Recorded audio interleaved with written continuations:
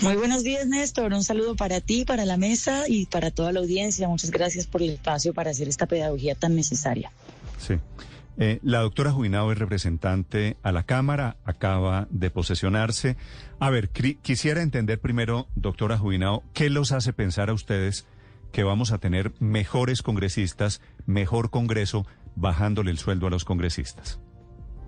Bueno, gracias por la pregunta, Néstor, porque justamente la medida de reducción de salarios no es que vaya a hacer que los congresistas sean mejores per se, y pues ciertamente no va a acabar con los problemas de corrupción en el Congreso ni en el país. Nosotros, en la pedagogía que hemos hecho todos estos días, siempre recalcamos que la medida de reducción de los salarios tiene que ver con temas de justicia y de ética pública y de estética política, si se quiere también. El estándar de los salarios de los congresistas para Latinoamérica y el mundo está entre 20 y 25 salarios mínimos con respecto a su sociedad. El salario de los congresistas hace 30 años, cuando la constituyente, era de 14 salarios mínimos, y en 30 de años se han venido aumentando a través de una fórmula de calcular el salario, pues que no tiene ya ningún tipo de justificación técnica ni política, pues se lo han aumentado hasta llegar en algunos años a 40 salarios mínimos. Eso está muy por arriba del estándar, de nuevo, para Latinoamérica y para el mundo, y se trata de que con esta medida los ciudadanos también dejen de sentir esa percepción odiosa de que el trabajador de a pie trabaja de sol a sol bajo unas condiciones precarias, con unos salarios precarios, mientras que los congresistas, que son percibidos, que no hacen el trabajo o que están simplemente trabajando para sus propios intereses, pues tienen estos salarios tan exorbitantes. Realmente no hay ninguna presentación para que la brecha salarial sea tan grande, y buscamos esta medida para devolver algo de legitimidad y, si se quiere, aprecio por una institución tan deslegitimada como el Congreso. En consecuencia, digamos, la teoría aquí es todos en el suelo, ¿cierto? Pues no es todos en el suelo, porque 25 salarios mínimos de ninguna manera es estar en el suelo, Néstor. Eso sigue siendo un muy buen salario en Colombia, son 25 millones de pesos. Recordemos que el ingreso promedio de una familia de 4 personas en Colombia no pasa los 3,5 millones de pesos. Entonces aquí Colombia pues es un país con unas inequidades muy profundas. Somos uno de los países más inequitativos del mundo. Entonces, de nuevo, aquí hay algunas cosas que hay que cambiar, porque es lo éticamente correcto, porque es el deber ser y porque es lo que tiene que pasar en instituciones que quieren recuperar el prestigio ante la ciudadanía. Argumentos perfectamente respetables. Doctora Juinao, si eso es tan bueno, ¿por qué no se lo aplican usted desde ya, y por qué tienen que esperar hasta el 2026? Bueno, lo primero es que yo les podría decir, para salvarme yo, si ese fuera mi objetivo, que yo en campaña le prometí a la ciudadanía que si yo llegaba al Congreso, como yo sabía de la complejidad que iba a implicar tramitar la medida de reducción de salarios, yo me iba a acoger desde el principio al tope de los 25 salarios mínimos, por temas de coherencia y por temas de cumplirle a la ciudadanía con lo que hemos dicho y con la agenda que hemos promovido siempre. Y yo lo voy a hacer, invito a la ciudadanía a que nos haga veeduría sobre eso. Pero aquí no se trata, Néstor, de que simplemente yo, que por ejemplo fui veedora hasta hace unos meses, como lo dijo usted, llegue a posar sin intentar realmente hacer el trabajo que hay que hacer. Y es viabilizar la reforma al Congreso, la autotransformación que los congresistas se han resistido a hacer. Mi deber en este momento es viabilizar esa reforma. Yo ya desde afuera critiqué, ya señalé, ahora yo decidí meterme al lodazal del Congreso y a lo complejo de la política para tratar de subsanar los argumentos que en el pasado han hecho que estas iniciativas se hundan una y otra vez en el Congreso. Entonces aquí lo que estamos tratando es de salvar temas de derechos adquiridos de los congresistas para este periodo. Lo que dice la ley en Colombia es que a ningún trabajador se le pueden desmejorar sus condiciones laborales, de manera que lo que proponemos es el congelamiento inmediato del salario durante este Congreso, de manera que durante los 4 años no sube, para que no siga abriéndose o perpetuándose esa brecha de inequidad, y a partir de 2026, ya digamos, salvando el argumento de los derechos laborales, entra a regir la medida en firme, y creemos que también es la forma correcta de hacerlo. Algunos dicen que el presidente de un plumazo puede quitar los gastos de representación y que puede hacer unas cosas. Seguramente el presidente Petro lo podía revisar, pero eso tiene 2 problemas. Uno, seguramente van a decir que Petro es un dictador y que el presidente no puede hacer esas cosas así y que eso lo tiene que hacer el Congreso. Y 2, la vía correcta es que el Congreso lo haga vía reforma a la Constitución para que esto quede en firme y no al vaivén de otro presidente más adelante. Sí, pero doctora Katy, ¿no cree usted que lo que falta es voluntad política?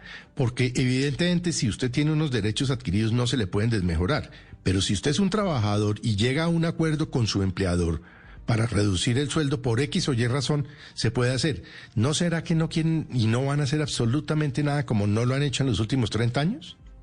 Yo le pregunté eso a los juristas de todos los equipos de varios congresistas que estamos trabajando en esto. Yo le quiero decir que el proyecto entra ya con la firma de 40 congresistas. Eso no había pasado antes.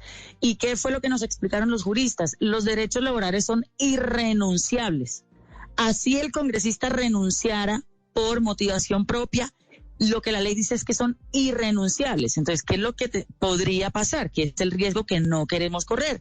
Es que cualquier congresista, una vez aprobada la medida, porque efectivamente ahora tenemos mayorías legislativas y a lo mejor pasa, entonces que pase y luego se nos enrede porque otros congresistas que no estaban de acuerdo con la medida demandan y entonces ganan la demanda ante la Corte Constitucional. Sí. Ese es el riesgo que no queremos correr. Doctora Jubinao, me están recordando un trino suyo de hace 4 años que decía lo siguiente. Luego de que en audiencia pública el lunes se declaró que... ¿Trino de quién, Ricardo? De ella, de hace 4 años. Luego de la hoy senadora Catherine Jubinao. Luego de que en audiencia pública el lunes... Representante. Perdóneme el ascenso. Luego de que en audiencia pública el lunes se aclaró que para aprobar reducción de salarios de congresistas, estos no están impedidos, se configura impedimento solo ante medida que beneficia, no que perjudica. Hoy muchos apelaron a esta figura para hundir el proyecto. ¡Qué sorpresa!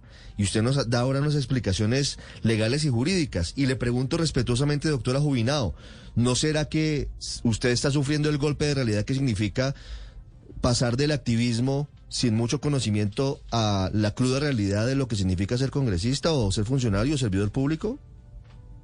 Pues lo primero que le quiero aclarar es que ese tuit se lo mantengo. Es que el argumento que yo acabo de esgrimir no es el de conflicto de interés, es un tema de derechos laborales adquiridos. De manera que ese trino sigue vigente y no tengo, digamos, por qué retirarlo.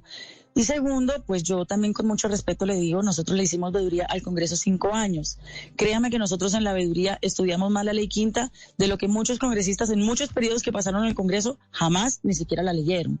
Entonces nosotros sí creemos que tenemos un aprendizaje valioso sobre lo que pudimos aprender a partir de la veeduría, por ejemplo, sobre el sistema de gestión documental al interior del Congreso, por ejemplo, que al Congreso le hace falta implementar la Oficina Técnica de Presupuesto, como lo hacen los congresos realmente serios en el mundo. Nuestro Congreso no tiene verdadera independencia, como por ejemplo la urgente necesidad, y esto está priorizado en la agenda del Partido Verde, de reglamentar el cabildeo o lobby, porque lo que lastimosamente sucede en el Congreso todo el tiempo es que hay actores y lobistas que están pagándole votos a congresistas por debajo de la mesa para que se hundan o se aprueben iniciativas. Esto lo hacen sin que la ciudadanía pueda escrutar y exigir. Entonces también con mucho respeto, yo lo invito a que revise el trabajo que nosotros hemos hecho, el litigio estratégico que incluso hemos adelantado ante el Consejo de Estado, lo que también nos ha dado una claridad de qué es lo que hay que corregir y de qué es lo que hay que transformar al interior del Congreso para que ésta se vuelva una institución transparente, eficiente y que le pueda responder a la ciudadanía en su mandato de cambio que le entrega. Pero fíjese, doctora Jubinao, que le digo también de nuevo con respeto que no me contestó la pregunta. La fogosidad de la veedora Catherine Jubinao hace 4 años con ese trino no es la misma o el mismo tono que tenemos hoy. Hace 4 años usted decía esto y hoy dice, no, le sostengo el mismo trino. Sí, pero no está haciendo nada para que se pueda modificar la cuestión. Se quedó en el argumento de los juristas y simplemente dice, no, en ese momento no se puede reducir el salario y tendremos que esperar hasta el 2026 porque no se pueden desmejorar los salarios de los servidores públicos. No me contestó. Pues si hay diferencias, usted ahora que está en el Congreso, ¿nota una diferencia entre quien hace veeduría y activismo y entre quien ejerce funciones públicas? Es que, repito, y se los dije creo que iniciando la entrevista, al yo decidir salirme de mi posición de veedora, en donde yo cómodamente simplemente hacía veeduría y señalaba y denunciaba, es porque decidí también asumir el costo de entrar al lodazal que es el Congreso, sabiendo yo lo difícil que es tratar de negociar este tipo de iniciativas con los otros partidos. ¿Pero por qué lo hago? Porque justamente a partir de la veeduría entendí que pues por más que yo me quede afuera en la sociedad civil quejándome y señalando, pues sí, puede que haga algún aporte, pero los cambios en el Congreso se hacen desde adentro. No hay ninguna otra manera de transformar al Congreso que el mismo Congreso se transforme a sí mismo. Y la única manera de lograr que eso pase es renovar el Congreso en su propia representación política. El Congreso actual acaba de sufrir una renovación bastante importante, de más del 60%. En la primera plenaria, en cuanto al acuerdo de Escazú y lo que fueron la aprobación en conciliación de las curules de paz, se demostró que este Congreso está compuesto por unas mayorías totalmente distintas, que quizás en la historia por primera vez tienen las mayorías en el Congreso. Y se demostró cómo en apenas 2 plenarias se destrabaron 2 temas que duraron 4 años trabados con el gobierno saliente y con el Congreso saliente. Entonces yo creo que ahora tenemos unas posibilidades muchísimo mayores de viabilizar esta iniciativa. De nuevo, tanto desde lo técnico, y por eso estamos con los juristas, porque para mí sería muy fácil armar el proyecto mal y decirle a la ciudadanía, vean, es que mi proyecto de Katy Jubinao dice que nos rebajamos el salario mañana, y el proyecto de Katy Jubinao dice que los congresistas tendrán 15 días de vacaciones. Y yo podría recorrer los medios posando con eso, pero yo sé que eso se va a hundir. Entonces aquí el compromiso con la ciudadanía es hacer algo técnica y políticamente viable, de manera que el Congreso por fin Jubinao responda con estas iniciativas. A propósito de eso, ¿usted por qué antes de llegar al Congreso estaba de acuerdo con acabar el receso legislativo, que muchos interpretan como una especie de vacaciones, y ahora cree que hay que mantener el receso legislativo porque los congresistas son trabajadores diferentes? ¿Cómo es su teoría? Doctor Néstor, eso no es cierto. Nosotros hemos ofrecido 2 ruedas de prensa, la última de ellas ayer, en donde explicamos nuestra medida de disminución.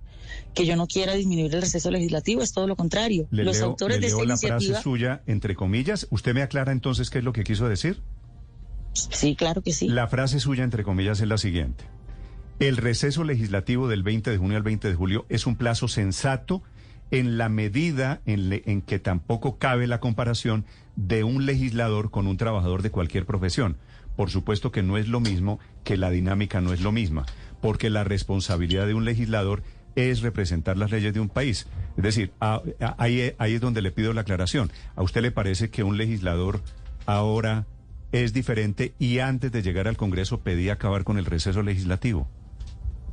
Bueno, gracias por darme la oportunidad de aclarar esto, que yo sé que hay una especie de polémica a esta hora en las redes sociales. Primero, yo como activista no pedía acabar el receso legislativo. Yo como activista desde la Veeduría Trabaja en Vagos siempre apoyé el proyecto del ex representante a la Cámara, Gabriel Santos, en donde él proponía la disminución del receso legislativo a la mitad, de 4 meses, que injustificadamente es hoy, y por supuesto yo sí que entiendo la molestia de la ciudadanía con esto, a 2 meses, que ya irían un mes que va de diciembre a enero, y un mes que va de junio a julio.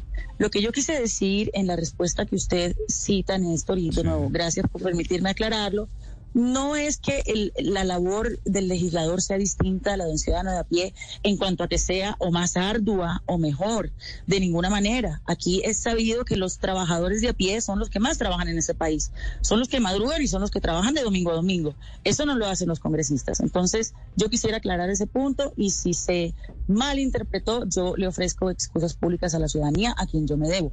Pero lo que yo quise decir ahí es que usualmente los congresos en el mundo le dan un periodo a los congresistas que aquí le llamamos receso legislativo, que queremos disminuir simplemente 2 meses porque es más que suficiente para que los congresistas preparen su agenda legislativa con sus grupos de interés en las reuniones, con sus equipos jurídicos en cuanto a exposiciones de motivos e investigación para preparar los proyectos justo antes de que empiecen los periodos de sesiones. Sabemos que el cuatrienio, digamos, congresual está dividido en 4 legislaturas, que son los 4 años, y cada legislatura se divide en 2 semestres o 2 periodos de sesiones que se llaman. Entonces, ¿cuál es la idea del receso legislativo? De ninguna manera es que sean vacaciones, que eso sí fue lo que hemos peleado nosotros desde la Veeduría Trabaja en Vagos. Lo que los congresistas hacen actualmente, la mayoría con el receso legislativo de 4 meses, es irse de vacaciones. Ellos no están visitando los territorios en esos momentos, ellos no están rindiendo cuentas sobre el trabajo legislativo que están preparando con sus equipos jurídicos. Entonces, nosotros proponemos reducirlo a la mitad, recogiendo nuevamente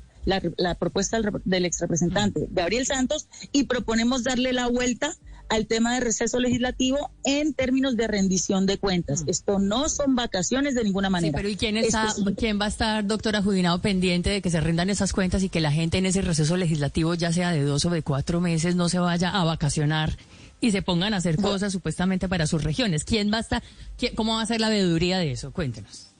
Bueno, nosotros en semanas por venir vamos a radicar otra iniciativa que hace parte de toda esta agenda de reforma del Congreso, que aprovecho para decir, no solamente consta de este acto legislativo que radicamos ayer, esto viene luego una reforma a la ley quinta, que es una ley orgánica y es el reglamento del Congreso, luego viene una ley estatutaria de rendición de cuentas, y en esa ley estatutaria que vamos a presentar en próximas semanas también de manera conjunta entre las bancadas del Pacto Histórico y de la Alianza Verde, vamos a fortalecer muchísimo más el tema de rendición de cuentas. Por ejemplo, le vamos a pedir a los congresistas reportar y hacer públicas sus reuniones con lobistas o cabilderos, regalos que reciben, viajes que hacen y actividades que hacen durante su receso legislativo, incluso llegando al punto de que cuando estamos en periodos de sesiones ordinarias o extraordinarias, los congresistas deben reportar agenda diaria de trabajo en todo lo que tenga que ver con compromisos en el marco de su función congresual.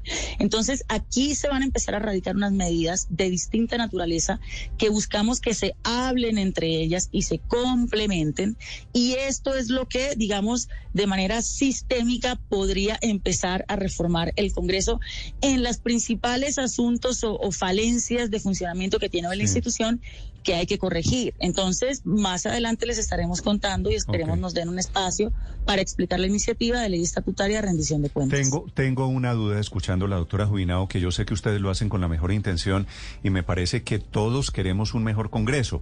La duda que yo tengo es si ustedes creen realmente que vamos a tener mejores congresistas. En realidad el nivel del Congreso ha venido empeorando con el paso de los años.